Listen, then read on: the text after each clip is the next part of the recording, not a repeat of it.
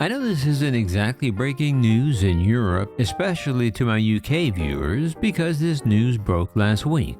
But it didn't get much, if any, coverage here in the US at all, and it seems like a pretty important story the world should be covering. But we're going to cover it next on Maximus.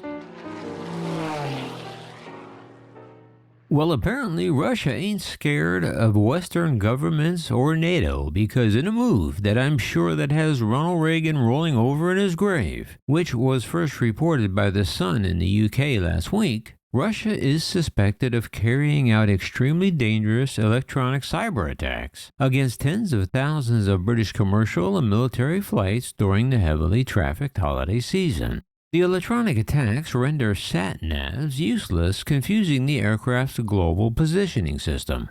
A sat-nav is a system that uses satellites to provide GPS positioning data to aircraft. Without it, an aircraft can be left virtually blind in the sky. However, all the planes involved appear to be suffering from targeted Russian GPS jamming, also called spoofing, which interferes with wireless communication systems and uses fake signals to trick pilots into believing their aircraft is in a different location than it actually is. Well, that sounds like fun. What, the Russians can't get laser pointers on Amazon like all the other 13-year-olds in the world? Well, in January, EASA, the European Aviation Safety Agency, warned that they'd seen a sharp rise in jamming and spoofing attacks, but at the time they didn't say who was behind them. However, now industry experts are convinced that Russia, under order from Russian President Vladimir Putin, is behind the attacks. The phantom spoofing data forced planes to swerve and dive and avoid phantom obstacles that weren't really there. Between August of 2023 and March of this year, 46,000 flights reported sat-nav or satellite navigation issues over the Baltic region.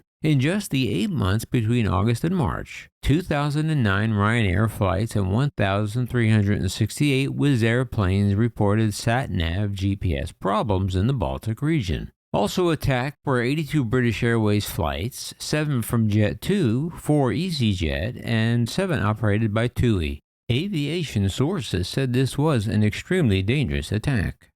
In March, Russia was accused of jamming the satellite signal of a Royal Air Force aircraft carrying Grant Shapps back from Poland. While defense sources said at the time there was no danger to the defense secretary, they called it a wildly irresponsible act of electronic warfare. Well, wow. That's what the Russians need, more strongly worded statements. Anyway, the GPS signal was interfered with for about 30 minutes as the Dassault Falcon flew close to Russia's Baltic enclave of Kaliningrad, which sits between Lithuania and Poland and is Russia's most western territory in Europe. A top-secret Russian electronic weapon allegedly based in Kaliningrad has been suspected of jamming aircraft for months. Passengers are normally not aware that their jet is being jammed at the time.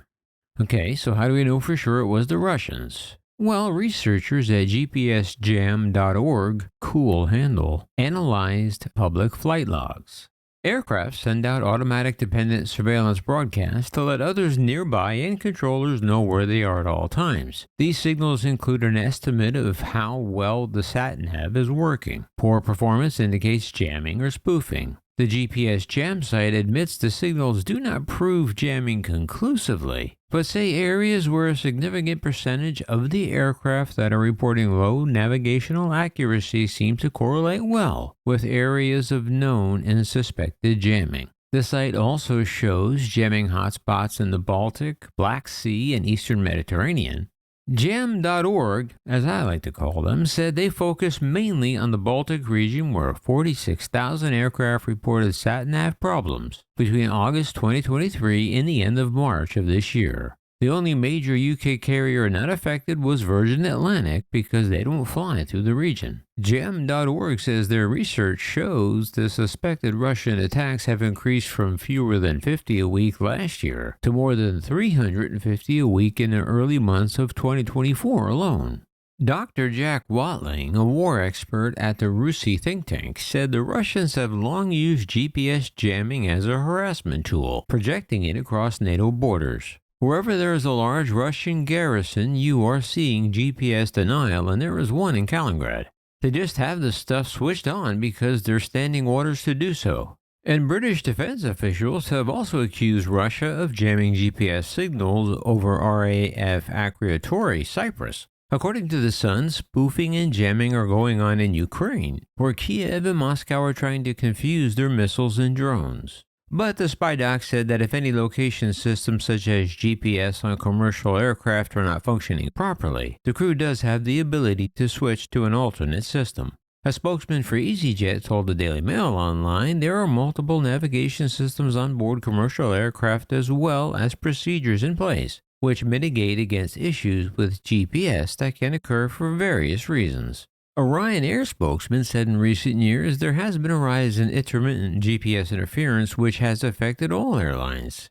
Ryanair aircraft have multiple systems to identify aircraft locations, including GPS. If any of the location systems such as GPS are not functioning, then the crew, as part of standard operating procedures, switch to one of the alternate systems. TUI does not fly in the Baltic, however they said it has had 7 targeted aircraft which were empty at the time. They were ferry flights without any passengers. And as for British Airways and Jet2, they both declined to comment on the Sun's article. Glenn Bradley from the UK Civil Aviation Authority insists that flying remains one of the safest forms of travel. He says there are several safety protocols in place to protect navigation systems on commercial aircraft. GPS jamming or spoofing doesn't directly impact the navigation of an aircraft, and while it's a known issue, this does not, quote, necessarily mean an aircraft has been jammed deliberately. Way to give the Russians some cover. While operators have mitigations in place to assure continued safe operations, we work closely with other aviation regulators, airlines, and aircraft manufacturers to curb and mitigate any risks by jamming, and continuously monitor incidents worldwide. According to the Daily Mail, reports of the electronic attacks came as Ukraine was given a significant boost in its war effort against Russia in the form of the U.S. House of Representatives approving a $61 billion military aid package. A package, by the way, which was just signed by President Joe Biden. The legislation was stalled in Congress for months. However, Russia's Minister of Foreign Affairs, Sergei Lavrov, said, of particular concern is the fact that it is, quote, the troika of Western nuclear states that are among the key sponsors of the criminal Kiev regime. They are the main initiators of various provocative steps. We see serious strategic risks in this, leading to an increase in the level of nuclear danger. And he also went on to say other similar Russia good, West bad kind of stuff, yada yada yada. Enough about that. But are you shocked and surprised by this story? Me either. However, I was kind of surprised this story was barely covered here in the US. But what do you think? Is Russia playing fast and loose with England and Europe's aviation GPS? What do you think we should do about it, if anything? Let me know down below. Well, that's all I have for you today, but stay tuned because there's some Boeing news on the horizon I have for you, and whatever else breaks in the world of aviation, I'll be sure to bring it to you. So please, if you would, and you did, give this video a like, share it with your friends, and even consider subscribing. It's always free. And until next time, this is Maximus.